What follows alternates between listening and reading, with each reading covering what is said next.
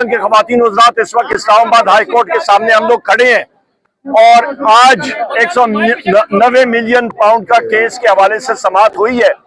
अगली तारीख तकरीबन 10 मिनट समाअत हुई है और अगली तारीख 11 जून को हुई है। यहाँ पे नायब के वकला ने ये बात कही है कि हमें टाइम दिया जाए कि अगली मतलब हम लोग प्राइवेट लॉयर्स हायर करें। यहाँ पे एक सेकंड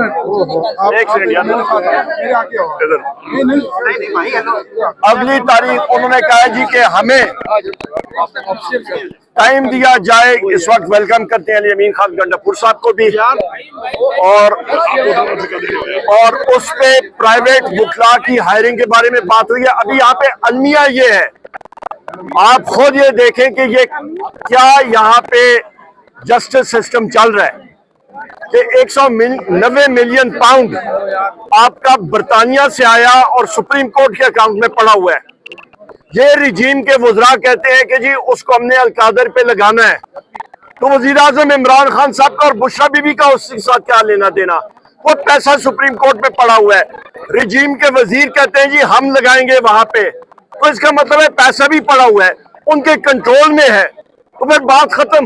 ये सिर्फ और सिर्फ फरमाइशी प्रोग्राम है, टोटल फरमाइशी प्रोग्राम है और मकसद उसका ये है कि हमारा अजीम कायद वजीर आजम इमरान खान साहब या कनाबुदो वैया कनस्तईन और सिरात मुस्तकीम पे खड़े हैं।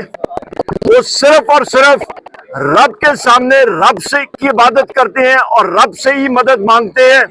लोगों को इससे तकलीफ होती है और हम सारे वजीर आजम इमरान खान साहब के सिपाही हैं और हमारा भी यही कॉल है, हमारा भी यही पहले है।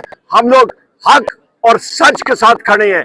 ये वजीर आजम इमरान खान साहब के बहादुर सिपाही हैं अली अमीन खान गंडापुर साहब, जिस बहादुरी से इन्होंने हालात का सामना किया। मैं इनको भी खराज तहसीन पेश करता हूं, मैं सारे साथियों को करता हूं। ये आपके सामने हकायक रखते थे और ये टोपी ड्रामा भी देखते हैं कब तक जाता है। बहुत शुक्रिया जी। एक बात कर लो, बड़े शर्म की बात है,